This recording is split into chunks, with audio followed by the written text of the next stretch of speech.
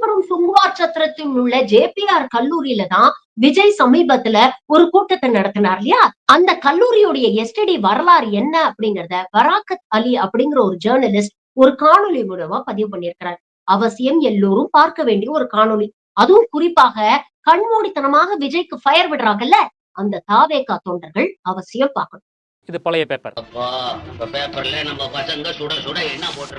காஞ்சிபுரம் மாவட்டம் சுங்குவா சத்திரத்தை அடுத்த குன்னத்தில் உள்ள ஜேபிஆர் தொழில்நுட்ப கல்லூரியில் தான் மக்கள் சந்திப்பு நிகழ்ச்சியை நடத்தினார் விஜய். அனுமதிக்கப்பட்டவர்கள் தவிர ரசிகர்கள் தாவி குதித்துவிடக்கூடாது என்பதற்காக அந்த கல்லூரியை சுற்றி தகரம் எல்லாம் அடித்தார்கள். காஞ்சிபுரத்தை வாழ வைக்கும் பாலாற்றை சுரண்டி விட்டார்கள். அனுமதிக்கப்பட்ட அளவை தாண்டி மணலை அள்ளி 4730 கோடி ரூபாயை கொள்ளையடித்து விட்டார்கள் என அந்த கல்லூரியில் தான் விஜய் குற்றம் சாட்டினார். விஜய் பேசிய அந்த ஜேபிஆர் நிறுவனத்தை பற்றி சொல்ல ஒரு பழைய செய்தி ஒன்று இருக்கு.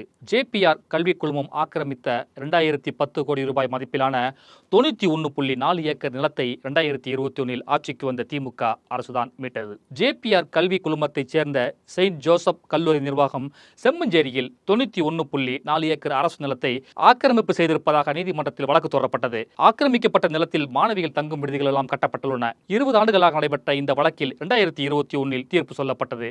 நீதிமன்ற உத்தரவு படி 91.4 ஏக்கர் ஆக்கிரமிப்பு நிலம் மீட்கப்பட்டது. மீட்கப்பட்ட நிலத்தை அமைச்சர் KKSSR ராமச்சந்திரன், மா சுப்பிரமணியன், தமிழச்சி தங்கப்பாண்டியன் MP, சோழிங்கநல்லூர் MLA அரவிந்த் ரமேஷ் ஆகியோர் பார்வையிட்ட செய்திகள் எல்லாம் அன்றைக்கு ஊடகங்களில் வெளியானது. இந்த செய்தியை விஜய் படிக்காமலா இருந்திருப்பார்? நான் மானஸ்தேன். மறக்காம நம்ம பொலிட்டிக்கல் புடிமா சேனலை ஃபாலோ பண்ணிக்கங்க.